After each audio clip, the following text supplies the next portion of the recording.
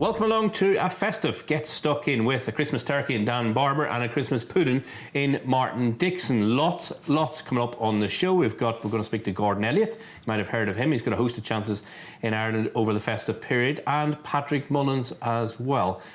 We're going to hear from Cobden ahead of the King George. And then, first of all, first thing to say is we've had our cold spell. Looks like it's all going to flow nicely, and plenty of rain around. Yeah, I think we were complaining about before the cold snap with small fields left, right and centre. The fact we've missed a week or so's full jumps racing means that these horses will be dying for a run now, and that should mean a mega competitive Christmas period, even more so than normal. Yeah, it looks like all going to go ahead. Yeah, it does. I mean, it's going to be super busy, isn't it, as it always is, Boxing Day the 27th as well, but some fantastic racing to look forward to, multiple Grade 1s between Britain and Ireland, and it's always a really productive and informative period.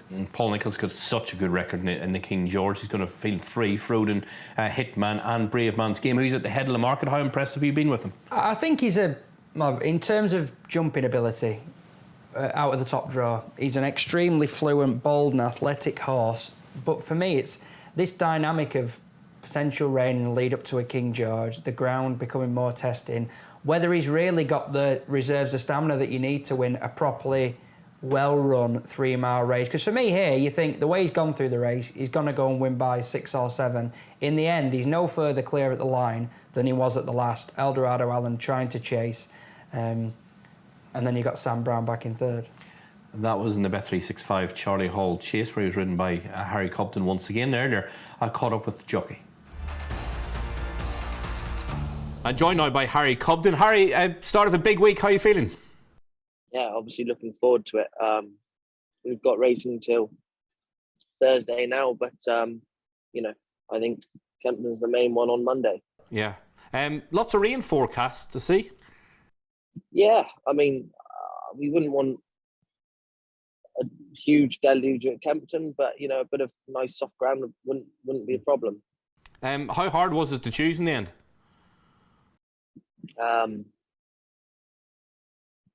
It wasn't a difficult choice because obviously Bravemansgame was favourite, and he's been favourite since he probably won the Charlie Hall at Wetherby. But you know, I wouldn't underestimate the other horse. He's still a very good horse, and I just think he's going to improve a lot in the next 12 months from this year to next. And I think, you know, Bravemansgame he's been trained for the race. It's been his target probably for the last 12 months. So I just felt I had to ride him, really. I spoke to you straight after the Charlie Hall at Wetherby. He was so impressive, wasn't he? Yeah, he was really good, and I thought he was nowhere near fit that day. So, and he's always a horse. He's never a horse who's going to go and win by 10 lengths. He's always the sort that's going to, you know, just do what he has to do. And you know, he certainly had plenty left in the locker that day. Well, what's the one horse you fear the most? I think Lahon Preste. I thought he was very impressive at Newcastle last time in the rehearsal chase. The more rain Kempton has, I think the better chance he's got. You know, the only time that he got beat last season was at Aintree, when he probably wasn't right, because he had you know, a hard race at Cheltenham last year, and he's a top class horse, and I don't think we've seen the best of him yet. So I think he's definitely the main danger. Yeah, good stuff. I should also, while I've got you, ask you about McFabulous and the Grade 1 Quarto Star. Yeah, his jumping's been really good this year. I thought he jumped fantastically at Newbury last time and beat Time Hill in a decent race there. I know it was only probably a 2-runner race, but just the way he went about it and the way he jumped and travelled, it really impressed me. So he's certainly a horse that's improved a huge amount since he's gone over fences. Good stuff. Harry, I wish you a great Christmas, and genuinely hope Bravemansgame wins the King George for you. Have a fantastic time. Lovely, thank you. And Harry Cobden not sitting on the fence. He's saying that his biggest danger is Lahon Preste. Do you see it that way? I definitely do, yeah. I mean, his one defeat over fences in the last 12 months came at Aintree last year, where Venetia's horses just weren't running well at all, and he clearly didn't give his running. He started his season with a bang with that run in the rehearsal, big weight carrying performance, giving lots of weight away to a very well handicapped progressive horse into overdrive in second. That day we can see him winning at Cheltenham last season. He put up a really polished round of jumping jumping on this occasion as well, and he's the highest rated horse in the King George. He's got a mark of 170 on the back of what he did at Newcastle first time up this season. Right-handed is a little bit of a query for some, but you look at his record, he's won at Exeter, Ascot and Sandown last season in Grade 1 company. He does have a little bit of a tendency on occasions to jump out to his left, but it hasn't held him back and stopped him from producing some massive performances last year as a novice going that way around. I think if he's in a bit tight, he just gives himself a little bit of room by going to the boards, that, give himself half a stride, but I personally don't see that as a problem. I know you've been a fan on week 1, you said.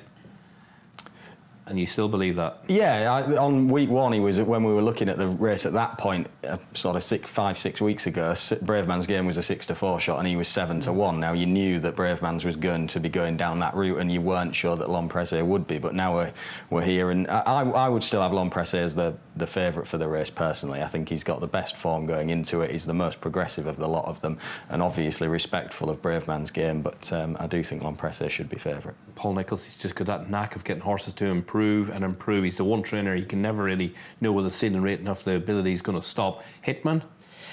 A horse I really rate. I mean, a horse I had pigeonholed as a potential 2-miler, just because of the amount of times he came looking like he was going to win races and didn't quite go through with it for whatever reason. I think Bravemansgame was in a similar camp, has obviously proven his stamina for 3 miles, but I'm not really sure what this Haydock performance really taught us that we didn't know. It was classic early season Nicholls stuff.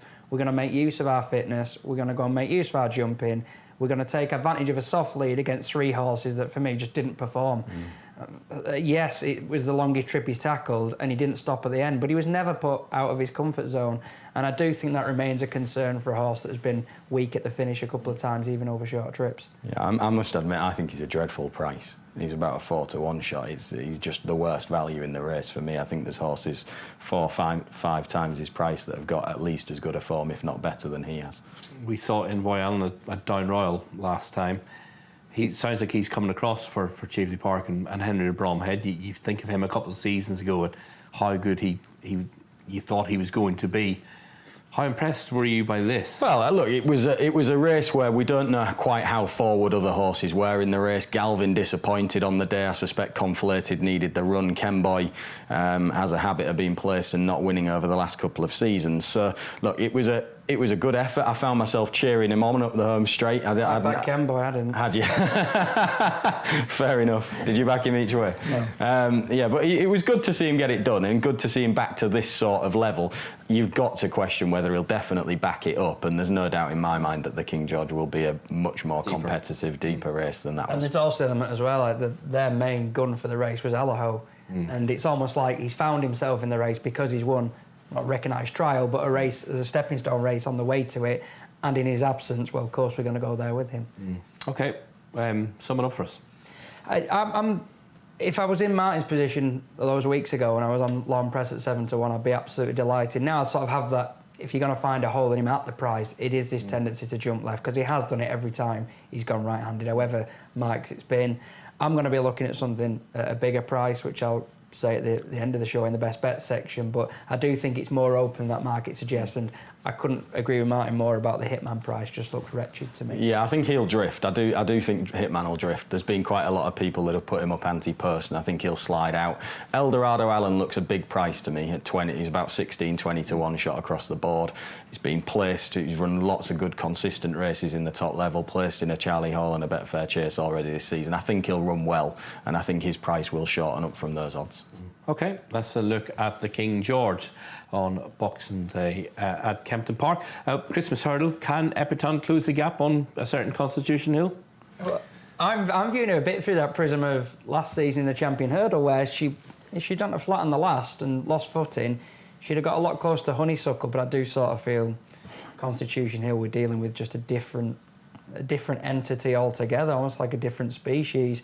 She was good this year. I mean, she got a bit of crabbing because she got closed down late, but I thought the thing that convinced me that she was the biggest danger to Honeysuckle at Cheltenham last season was the burst of pace she showed to settle that race. Her pace is still intact, and Yeah, second's a very distinct possibility, but I'm not sure how narrow that gap will get. Yeah, that's fair. I noticed looking at the entries this morning as they were coming through that Sir Royale's in the race. I think he's going to run. Previous years, the last couple of seasons, have switched back to Fancies for him at this stage of the season, but they're going to stick to hurdles. He ran really well behind Napper's Hill at Wincanton, trying to give him weight, and actually he's the second highest rated horse in the Christmas hurdle at the late entry stage. So he could be of interest at a price against Constitution Hill, but we're playing for places essentially, aren't we? Okay, from 2 mile hurdlers to the marathon chasers in the Welsh National. One of my favourite races of the year, Cool Ground. You remember Synchronised, one of my favourites, going on to win the Gold Cup afterwards. Quick Wave's going to be at the head of the market. If the handicapper could readjust to it, he's well in. Yeah, this was like some sort of dream, wasn't it? You had like a 90-minute, 2-hour period where Venetia horses were returning, winning competitive handicaps on the bridle. Faranet was doing it 1 minute, then you look up and Quick Wave's doing it the next. Now, I never really envisaged she had this sort of performance in her.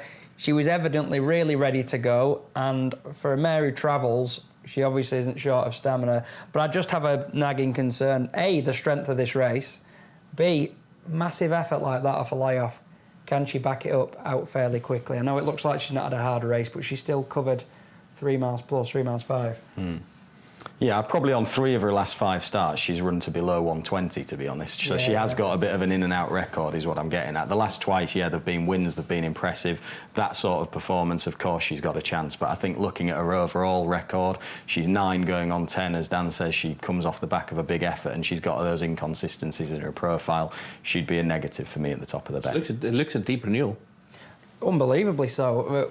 To that end, it's a bit remarkable that Martin and I off air settled as our first choice on the same horse, as we'll mention later. But it is deep. You go down to the next wave. You've got Secret Reprieve, a horse who took this field apart a couple of years ago. He's managed to find his way back down to, I think, the same mark. It is really deep. You've got I Will Do It, the horse who won the race on his most recent appearance until injury got in the way. And you've got horses like Trucker's Lodge, who've been there, done that.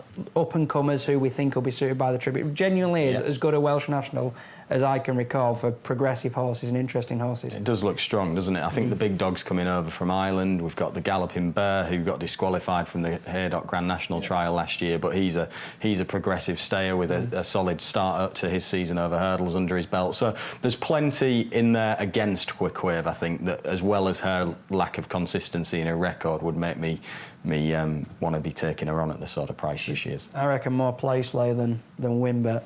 That's the way I'd be approaching her. OK, let's have got a selection now. Do stick with us. We'll reveal all very shortly. I'm delighted to be joined on the line now by Gordon Elliott. Gordon, a real busy spell coming up. How are you keeping? Yeah, everything's good now. Looking forward to Christmas. A lot of runners, so exciting times. And looks like the forecast is on side. We've had our cold snap. Looking at the Savills Chase, you could have Fury Road, Galvin and Conflated? Yeah, it looks like we'll probably run all 3 horses in the Savills. Conflated and Galvin ran against each other and Down Royal the last day. There wasn't a lot between them. A Fury Road run a race on the same day. All the horses are in good form and we run all 3. You say your horse is in good form by your own standards. Like as we sort of head towards a halfway point in the season, they're flying, aren't they? Touchwood are having a good run, so long may it last. Pied Piper, will we see him over the Christmas period? Yeah, he'll go for the 2 mile hurdle later on in the week. So yeah, we're looking forward to him too. He's in good form as well. Your phone, you're a busy man. What else are you looking forward to? Mighty Potter, could he go to Limerick for the Faugheen? He's in both races. If he goes for anything, he'd probably go to Limerick, or if not, we'll keep him for Dublin Race and Festival. But he came out with Fairhouse very well, and we're looking forward to getting him out against him as well. Fury Road, Phil Dore? Phil Dore will go for the novice chase on the first day, 2 mile novice chase the first day, and he could be accompanied by maybe Hollow Games. Fury Road will go for the Savills. I was going to say, you're quite strong in the novice chase department, aren't you? Yeah, we're stronger this year than most, so long may it last. Yeah, it's a nice to have a nice mix of your novice hurdlers. I want to ask you about American Mike. Is he going to maybe wait till mid-January to see him again? Yeah, we'll probably wait till the middle of January. He just wasn't right after Nav in the last day, so I'm not going to rush him back. But he seems in good form at home, and we're looking forward to getting him back out. But I'll probably take my time a little bit. It's good that you found something, isn't it? Yeah, exactly. Look, he could be one. Maybe we wait for Dublin Race and Festival as well. Maybe for the 2-6 novice. Yeah, good stuff. You have a couple of entries over at Chepstow for the Welsh National. Are they likely to go? I have 2 entries in it, Scaria 10 and Punitive. Both of them will work in the morning, I'll see. We won't make our mind up till tomorrow, to be honest. Some valuable handicaps, final assault, etc. He could go for the Paddy Power? He'll go for the Paddy Power. We'll probably run 4 or 5 in that again. It's great prize money. It's a hot race, but we want to wait and see where the ground is before we make any final decision on that, to be honest. Ground, I think there's bits of rain around, but at least there's no frost, so you're going to get a good run at it. Yeah, hopefully we get rain. We need rain. We don't want the ground to be too quick for these winter horses. So we're hoping for a bit of rain, to be honest. Before I let you go, Davy Russell retired at the weekend. Me and you grew up with him as friends before we got into job capacity, working with him yourself for a couple of decades. He's been a star of the National Hunt racing, hasn't he? Yeah, look, he's had a great career. He's a world-class jockey. He was a world-class jockey, sorry. But it's great to see him going out on his own terms on a winner. He's been a big part of Cobden and Patrick for the last 10 or 15 years since I started training, and he'll still have a role in some way in the yard, and we look forward to working with him. What do you think he can maybe help these sort of young horses getting jumping, etc.? Is that what you see him doing? Look, obviously he lives in Cork, he lives a good bit away, but listen, he's a good relationship with a lot of our owners, so we'll have a chat with him and see what we do. Good stuff. Gordon, I know you're a busy man. Thanks for your time. Very best of luck today and all over the Christmas period. Thanks, Niall. Bye. It's now time to catch up with Patrick Mullins, and what timing it is to catch up with Patrick Mullins after a Galopin to Champs, and appreciate it. How good were they yesterday? Sure, fantastic. Everything you could have hoped for and more. I think Galopin Champs, I actually think the fall in Cheltenham was a blessing in disguise. And watching him early last season, he was too forward, too keen, and being too brave. I know everyone was raving about his Leopardstown runs, but he was coming out of Paul's hands. And if you want to be a Gold Cup horse, he needed to come back a bit. And what he did in Fairy House and what he did again yesterday in settling and popping when he was asked, coming when he was asked, that gives him a fantastic chance to stay the Gold Cup trip. Is he a more relaxed horse at home? He's always been a relaxed horse at home. I think it probably suited the first 2 races last year, and he enjoys jumping fences so much. Sometimes it just lit him up a bit. But he definitely, since the fall at Cheltenham, he seems to be jumping with a little bit more sense. I think, as Paul said, he probably had to learn that it can happen, that he could fall. Yeah. No, absolutely. And Touchwood all seems fine this morning. 100% this morning. Adam Connolly, who rides out and looks after him, very happy with him. He ate up, and all roads now to his next run. He won't go at Christmas. I don't know whether he goes back to DRF or it would look the obvious place, but we haven't really thought that far ahead yet. Good stuff, and appreciate it. How good was he as well? Very good. Look, he got the float around in front at his own speed. It turned into a bit of a sprint from the back of the second last. I like the way he picked up. From the back of the second last. The second horse anyhow got up sides him, and Paul only sat down for 2 or 3 tries and sat straight back up. That told you how much he had under his belt. And again, what I loved about him was he went down to the last. Paul went 1, 2, 3, and the horse went no, and put in a short one and never looked like falling. Like going that speed, first time over fences. I know he's next point a pointer, but a lot of horses could have tipped up. But he was so neat. Yeah, snapped his knees up. For a big horse, he's a fantastic jumper, and I think there's probably improvement to come. I know they have to go back in to find a bigger dirt for him, but he's that big a horse. Yeah, wow. Exciting times for them too. Obviously, next couple of days you're going to finalise entries. Leopardstown, Limerick, Down Royal, etc. Lots and lots of entries. Give us a couple of horses that you're really looking forward to over the Christmas period. Yeah, we're going to have a huge amount of entries this Christmas. Look, there was a couple of maiden hurdlers there. Alastor is a helmet horse. He was second in St. Cloud on the flat. We bought him for Anne Crichton, Hurricane Fly's owner. So we like what he's done. He's a chestnut with a white face. I'm looking forward to seeing him get out. Parmignon, we bought for the Donnellys. He won in Cron in the summer. A black horse, plenty of size and scope. But again, he catches the eye on the gallop. I like him a lot. And then the Shanbally Kid, he won a bumper in Clonmel, beat Polo Lounge, who we've had, who's won a few races since. He was bought for Gigginstown, so he's the first Giggins on horseback. And we bought him up Richard Bryan. He's got plenty of speed. He's not slow. He's whatever. He's got plenty of boots. So there are 3 for maiden hurdles that I'm looking forward to seeing. Okay, good stuff. I also want to ask you about Davy Russell, one of your weighing room colleagues for many, many years. Announced his retirement Sunday, 3rd of CB Miss, won't he? He will. Davy was one of the characters of the weigh room. He definitely added a lot of colour, whether he was in good form or bad. But sure, look, to watch him has been a privilege and a pleasure. He's a fabulous set of hands, brilliant over a jump, always has that loop in his rein, and to come back from the broken neck was incredible. Now he was more often than not in the rival camp to us, so we had a healthy respect for him, and definitely not having him riding against us is, from a selfish point of view, is definitely a positive going forward. So. We're not sorry to see him go. Yeah, no, absolutely. I get it. Patrick, great to catch up. Well done yesterday, and the very best of luck over the festive period. Great. Thanks very much, Niall. Good to hear from Gordon Elliott and Patrick Mullins. A couple of horses there maybe to keep on the right side of. Winner in Ireland over Christmas. There's so much to go at. Well, I think the horse that it's a big period for is A Plus Tard, and it sounds obvious to say, but on the back of bombing in the Betfair Chase, it's sort of make or break for him this season. He did bomb at Christmas last year, so he can do that. I'm trying to be positive. Yeah, he has done it before and bounced back. Yeah, he has, and that's why it's such a big day for him, I suppose. He's going to go for the Savills, I think. He's all systems go for that. Henry de Bromhead speaking quite positively about it. I think a couple of weeks ago he reported to have found a couple of issues. We don't know exactly what as such, but immediately after Haydock, nothing showed up. Then a couple of weeks later, they'd found something, and hopefully we see the real A Plus Tard back.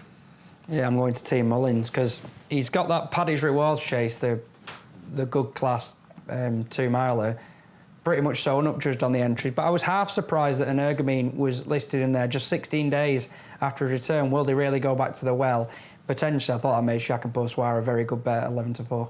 Okay, Chac and Poussoir for Dan, and for you, Plus Tard last year. Well, I think a Plus Tard, it's a big period for him. Looking at the prices that they are, I actually thought Kenboy each way wasn't a bad bet for the Savills Chase, because we know he's been a bit of a nearly horse the last couple of years, but he's run in so many big races at Leopardstown over Christmas, and from a betting perspective, I'd be reluctant to take the 6-4 about A Plus Tard, and I think that opens the race right up, to be honest. So Kenboy does look a bit overpriced, but you'd be keen to back him each way, not win. It just speaks to the strength, doesn't it? Like the first time on my tee sheet for that as an alternative was Statler, but every race is.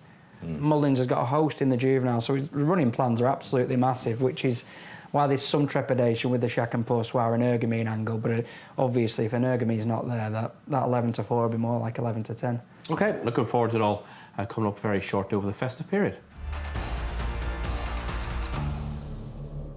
Okay, it's time now for the tracker horses. Martin, what are you sticking up? Marta de Mott, she ran in a chase at Cheltenham a couple of weeks ago, the Friday that was on. She's run 3 times over fences. Her jumping's very good for a novice. We can see her here jumping the second last. She ends up getting chinned. I'd back to this day as well. I thought she ran very well. She didn't do anything wrong, just pegged back late on by Dame de Soir. She was running here off 108. Look at the way she pings the lash. She's a really enthusiastic jumper, has a likeable way of going about it. She's only a 5-year-old. She's gone up £5 for this, very fair, up to a rating of 113, and I think for a mare with that type of rating there'll be loads of opportunities for her to win, hopefully more than one handicap again this season. Okay, keep her on the right side, Dan. Same meeting because we've had fairly thin pickings, but Gentle Slopes ran in the novice hurdle, heavily backed into favouritism for Milton Harris, and he just lacked sharpness first time over his hurdles. He was sort of backing off them slightly. What I was encouraged with, Time for a Tuner, we know he's a real stayer, held third for most of the running, and Gentle Slopes had that much left that he managed to get back past him near the line. He looked certain to be suited by 2.5. His bumper form was of a really high standard, so I'll be back in to win pretty much any novice hurdle next time. Okay, there's a couple of horses for your tracker to keep an eye on in the short to medium term.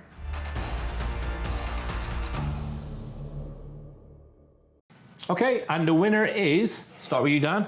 I'm going to go to the King George, and he won't be anywhere near the top of most people's list, but I thought Miller's Bank was a fairly insulting price at 33s plus, and as big as 66 is.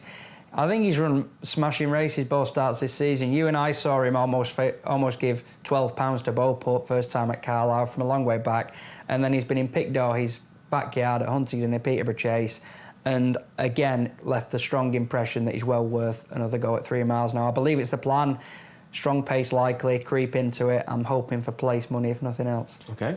And I'm sticking to something at a very big price as well. Grumpy Charlie, who's across the board between 33s and 66 to 1, depending on which bookmaker you're looking at. But for the Welsh Grand National, always like horses with Chepstow form. Looking at the Welsh National, I think it is a bit of a unique track where horses build up good records. He's won there 3 times, admittedly over hurdles. He's got one piece of handicap chase form last year when he beat Fern Hill, a well-handicapped rival at Newbury last year over the big fences there, and he did that well. If he's back on that sort of form from a mark of in the mid-130s, he's definitely still well handicapped. He was bombed out on his comeback run this autumn, but that was the same last year before he went on to win that Newbury race, and I still think that if Chris Honor's got him bang right, then he can be a player at a track that obviously does suit him well. Grumpy Charlie in the Welsh National. There we go. 2 massive prices. It will be a Merry Christmas if either one of them come in. Thanks to Dan, thanks to Martin, thank you for watching, and from everyone here and Get Stuck In, we wish you a very Merry Christmas and a Happy New Year. See you soon.